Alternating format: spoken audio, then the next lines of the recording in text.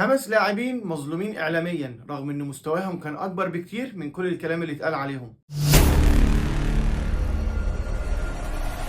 في عالم الكورة مش كل لاعب كبير كان بياخد حقه من الإعلام، كنت بتلاقي هنا اللاعب نجم فريقه والإعلام بيتجاهله تمامًا، وتلاقي لاعب ملهوش أي لازمة في الدوري ولا في الفريق وتلاقي هنا الإعلام بيحاول ينجمه بأي طريقة. عشان كده النهارده هاقول لك 5 لاعبين من وجهة نظري اتظلموا ظلم كبير أوي من الإعلام.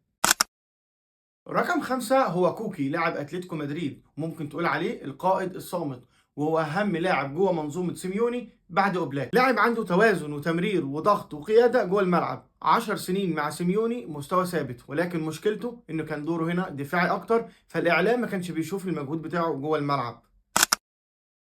رقم 4 كازيميرو، وده الأساس اللي اتبنى عليه نجاح هنا منظومة ريال مدريد. الحقيقة إن كازيميرو كان هو اللي شايل نص ملعب ريال مدريد دفاعيا لوحده، لاعب كان بيقدر يقطع الكورة ويعمل تغطية ويعمل تحول هجومي كمان. اللاعب نجح في فترات كبيرة قوي إن هو يوقف ميسي ويكون حاسم هنا في ماتشات الكلاسيكو، ومع ذلك كانت قيمته الإعلامية أقل من اللي كان بيقدمه، وده طبعا لأنه كان لاعب غير استعراضي، وده طبعا ظلمه ظلم كبير قوي في الإعلام.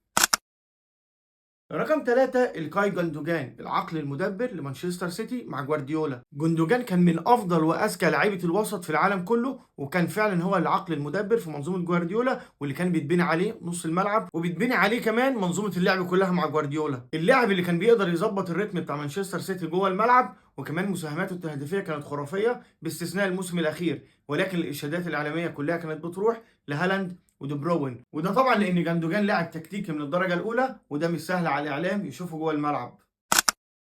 ورقم 2 وهو تياجو الكانتارا، اللاعب الذي دمرته الاصابات. تياجو الكانتارا واحد من امتع لعيبه خط الوسط في العالم في التمرير واللمسه والتحكم للكوره داخل الملعب. تياجو الكانتارا لاعب ساب بصمه في كل فريق لعب فيه، في برشلونه، بايرن ميونخ، ليفربول، في كل فريق لعب فيه قدم مستويات كبيره وكان اهم لاعب جوه المنظومه، ولكن الاصابات وعدم حب ظهور هنا تياجو الكانتارا في الاعلام خلته لاعب منسي، وده طبعا اثر عليه طبعا بشكل كبير قوي في الاعلام. ولكن تياجو الكانتارا كان لاعب عبقري، ولكن موهبته طبعا كانت اكبر من الحضور الاعلامي بتاعه.